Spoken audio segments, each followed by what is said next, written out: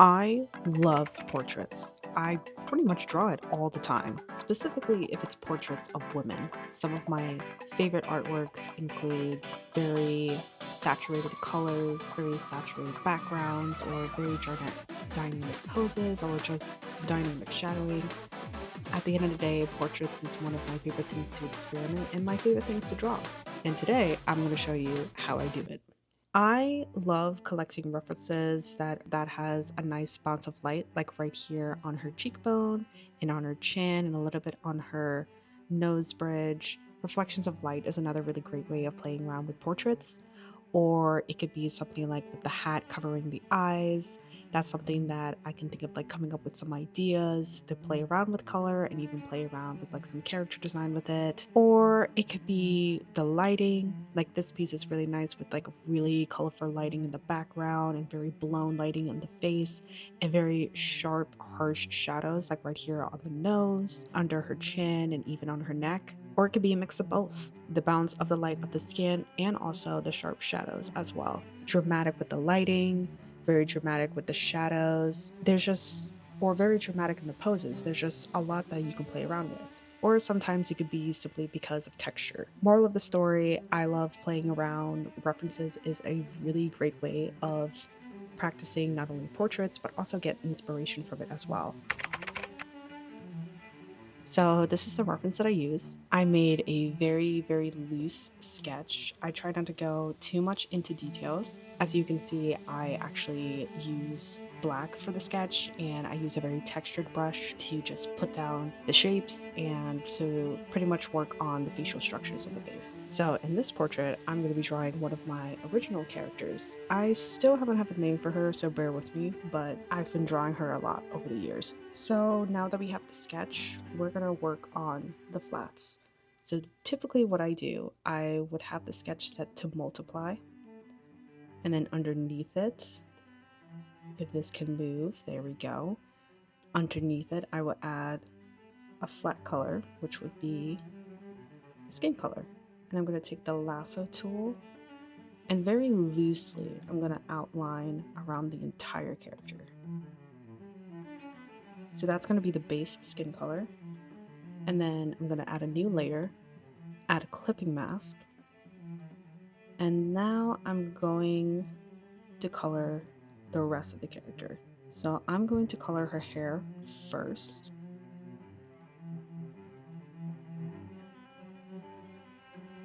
I'm going to very loosely color her hair. Then in the same layer, I'm going to block the colors for the shirt.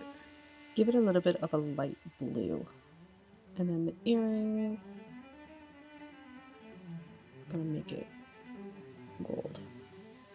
And keep in mind, this is all in the same layer. You could do it in separate layers, but at the end, I'm going to be merging the layers anyway. So this is why I end up putting it all in the same layer. You're going to see later on what I mean. Eyes, and then her lips. I've been debating either just like giving her a dark lip color, or if I can give her rosy lips. The top of her eye ball would be purple, and then the bottom would be yellow. I'm gonna do the same thing on the other side. So I'm not too focused on details right now. I'm just laying down the flats. This is going to be the blueprint with how I'm going to make this prettier later on. So now once we have the flats, I'm gonna add a new layer, set that to multiply, because now we're gonna do shadow. So when you're doing shadows, you have to determine where the light is coming from. So the light's gonna come from this direction.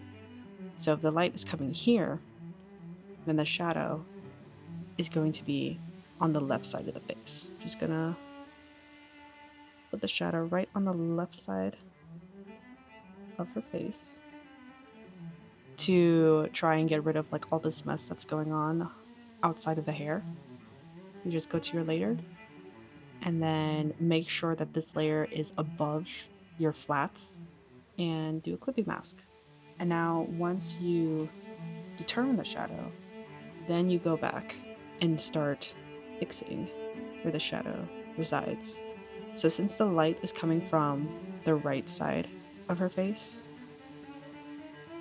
a lot of the shadows is going to be in the left side. So I'm going to work on determining hard edges and soft edges. So for the soft edge, I'm going to take a smudge brush, which is the same brush that I use to lay down the shadow. Very lightly smudge. Now this is the part where I'm going to do some adjustments. This is where pretty much my favorite part is. So I am going to go back to my sketch layer. I'm going to add a new layer. I'm going to make that a clipping mask. And then I'm going to color my sketch layer a bit of a warm tone color. So anything like reddish, brownish. And then I'm just going to drop that in. So my goal here is add a little bit more of a color variation. That kind of suits very well with the flats that I have and with what I'm trying to aim for. And what I'm aiming for is a little bit more of a saturated color with the outlines, especially with the skin color. So notice how now it's much more saturated. So this is before and this is after. See how the lighting, the saturation just pops when you color in the sketch? And then since the sketch is in multiply, see how it works with the shadows and the colors underneath gives a very interesting color combo that I would really enjoy rendering later on. And then I'm going to duplicate this entire layer. And then I'm going to go over to color balance. And I'm going to start messing around with the colors again. Not too much, just enough to get like a unified color, while at the same time see what other combos I can come with. And then once I got that done, then I add a new layer, and then I start going into my favorite part, which is the lighting. So I'm gonna go more towards the yellow, take a round brush, and just very lightly go on the very edge and touch it much more harshly. Then take the smudge tool, smudge it out a little bit more, and erase the areas where you want to be harsh. Then I'm going to go to the hair and do the same thing. But one interesting thing that I love about this character is that her highlights are actually green. So I'm going to take a round brush and paint over the highlights. The light will be touching. And then I'm going to use a smudge tool. I'm just going to very softly smudge it all together, just so I can have like a nice blend from dark to light. So I could stop here. This is the blueprint that I have to put on place, and now I'm going to go to my favorite part, which is the rendering.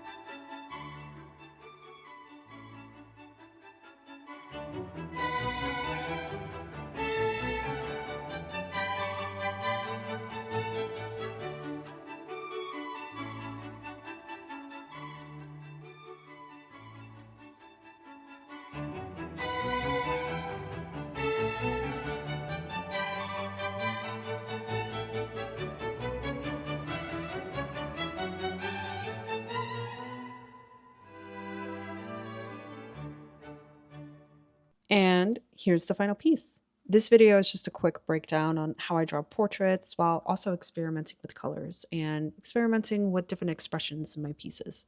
I hope this is a great way of diving deep into portraits, and if you want to see more of my work, I also post on Instagram, which you can find in the link in the description box below.